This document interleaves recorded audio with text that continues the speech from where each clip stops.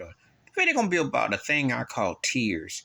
And I've always done this in my life and regular amongst friends. We talk about sports, music, politics, uh, everything you can imagine comes with tears. First, second, third, fourth tier. Because I did a video and one of my followers had cracked up when I mentioned about Jerry Carmichael being a fourth tier comedian. Well, that's a reality.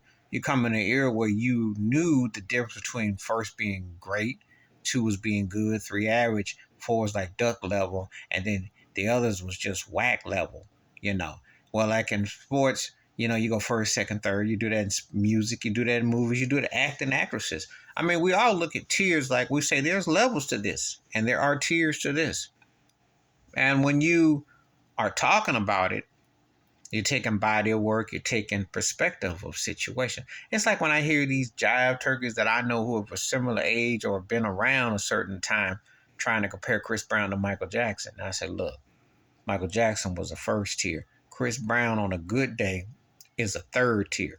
He's a marginal vocalist who's got great dance steps. But I don't care if you did put Quincy Jones, Teddy Riley, R. Kelly, Berry Gordy, Smokey Robinson, Gamble and Huff, etc., working with him in the studio, you ain't gonna get the same results because he doesn't convey that emotion, and the talent level is night and day. So stop with the insult. When you're talking tier levels, there is a difference between guys that play at a certain level or guys or people that perform at a certain level. It just is. It really ain't up for discussion to me. You know. Because the body of work and their talent level speak for themselves. It's like when I watch Angela Bassett as an actress, to me, she's 2 tiers better than Halle Berry. Halle Berry's good at what she do, but Angela Bassett took on different roles and personalities, and I can see the depth. There is a difference. There are tiers to it. That don't mean that if you're a third tier or second tier, you can't have a good day or even a great performance, but you're not on the same level. It's like the Jeremy Lin Sanity thing 11 years ago. He had out of body for a few weeks and months, but let's not get twisted. Let's not act like he gonna morph into a Hall of Famer. It's not like he's gonna sit around and think, oh, he's coming like D Wade or he's coming like Kobe. Come on now, let's not get ridiculous. But this is how people get in love with mediocrity.